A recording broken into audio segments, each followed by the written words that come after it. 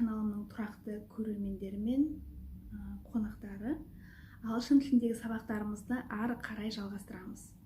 Бүгін мен сіздерге бір қызық тақырып емес, бір қызық жайтты түсіндіргім келіп тұр. Әдетте біз very деген сөзді өте көп қолданамыз, өте деп аударылады қазақшаға. Ағылшынды жаңадан бастап оқып жүрген адамдар үшін, elementary, beginner levelдегі оқушылар үшін very'ді қолдану ешқандай айып емес, бәрі жақсы. Мысал үшін, мен өте қатты шаршадым деп айтқымыз келсе, I'm very tired деп айтуға болады. Жай шаршап тұрсаңыз, I'm tired. Жай шаршап тұрмын. Ал қатты қалжырап шаршағыңызды айтқыңыз келсе, онда жаңағы elementary, beginner уровендегі оқушылар I'm very tired деп айтуға болады. Немесе қандай да бір дәмді тамақ жедіңіз, ол сізге өте ұнады, жай ұнаған жоқ, өте ұнады.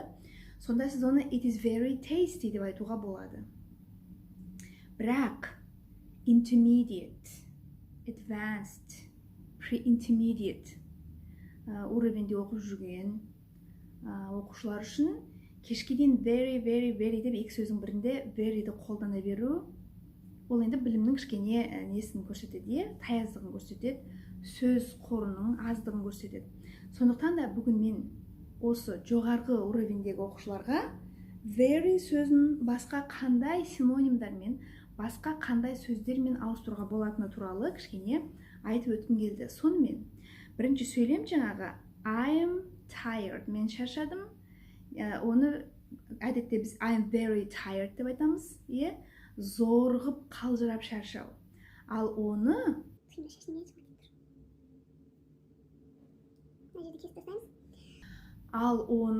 жаңағы күрделі уровенде, әдеби тілде I'm exhausted деп айтуға болады. Қалжырап шаршадым, зорықтым деген сөз. I am exhausted. Немесе I am knackered. Келесі. This is very big. Қандай да бір кез келген зат, мынау өте үлкен деп тұрмыз. Very big. Жақсы, жаңағы elementary мен beginner levelге солай айтуға болады, ал одан жоғарғы деңгейдегі оқушыларымыз this is immense деп айту керек. Immense деген сөз уже бітті, very bigті білдіреді уже все. Соның литературный күрделі синонимі. Немесе this is huge. Immense немесе huge.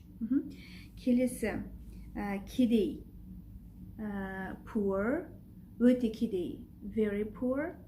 Very poor деп енді жоғарғы уровендегі оқушылар оны ауыстыру керек басқа синониммен. Ол қандай синоним болуы мүмкін? Ол destitute деген синоним. Destitute. Government should help destitute people.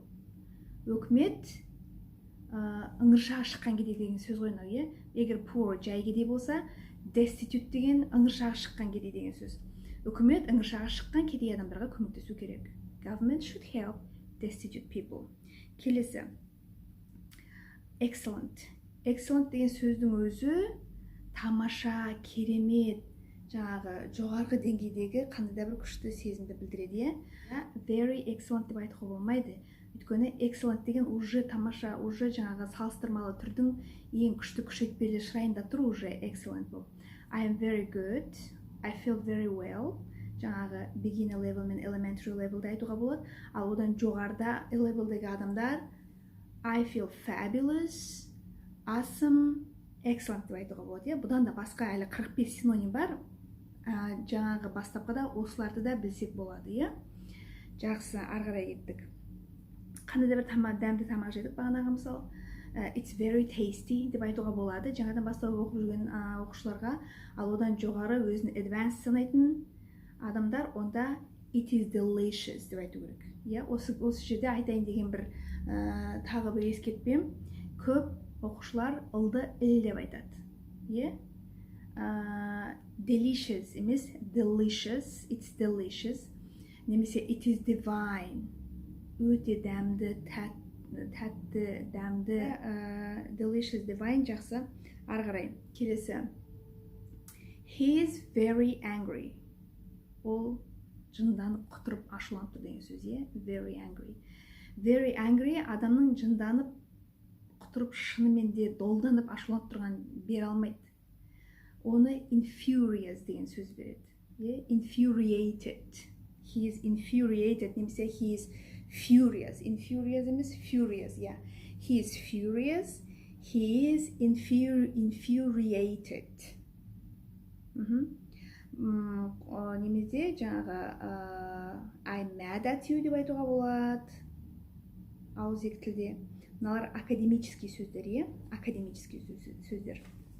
Келесі жазып алғаным very small деп айтамыз. Өте кішкентай, енді құтақандай дегенді білдіретін tiny. Келесі open деген ашық, жаңағы физически қандай да бір есіктің ашық тұрғанын білдіреді. Сонымен қатар жаңағы жүректің ашықтығы, көңілдің ашықтығы дегенді де білдіреді. Қандай да бір жүйенің, әсіресе қаржы жүйелерінің ашықтығын білдіреді. Ешқандай бүкпесіз халыққа бәрінің ашық, қай ақшаның қайдан келіп, қайдан шыққанын көрсететін ашық жүйені білдіреді. Соны very open емес, transparent деп айтамыз. Прозрачный деген сөз мөлдір, ар жақ бер жақ көріп тұрған. Transparent мөлдір. Яғни transparent деген сөз ешқандай бүкпесі жоқ, ешқандай құпиясы жоқ, бәрі ашық көрсетілген жүйе немесе қандай да бір зат. Енді I love you very much айтуға болады, өте простой түрі. Ал енді оның күрделірек түрі I love you to the moon and back. To the moon and back. Солай айтады, көп қолданады бұны жаңағы ағылшынша сөйлейтін адамдар. To the moon and back деген өзіңіздеріңіз мағынасын түсініп тұрсыздар. To the moon, айға дейін, and back, сосын қайтып келгенше осынша аралықта жақсы көремін деген сияқты, как будто, ұзақ сияқты көрінеді, но на самом деле я люблю тебя больше жизни дегенді білдіреді. Жанымдай жақсы көремін дегенді білдіреді. Сонымен бүгінгі сабақ осымен тамам. Сіздерге пайдалы болды деген ойдамын. Әдеттегідей ұнап жатса, ұнау белгісін басып кетуді ұмытпаймыз. Ұнамай жатса да, мынаны енді баса беріңіздер. Не ұнамаса, соны айтыңыздар. Нені жөндеу керек, нені жақсарту керек, соны айтып кеткен дұрыс. Меніңше тек қана сынай бермей, қалай жақсарту жолдарын көрсеткеніміз де дұрыс. Әдеттегідей қонақ болып жүрсеңіз, қонақ болып жүрмей, мен тұрақты көрермені болып каналға жазылыңыз. Осы канал туралы достарыңызға, таныстарыңызға айта жүріңіз. Келесі сабақта кездескенше аман болыңыздар.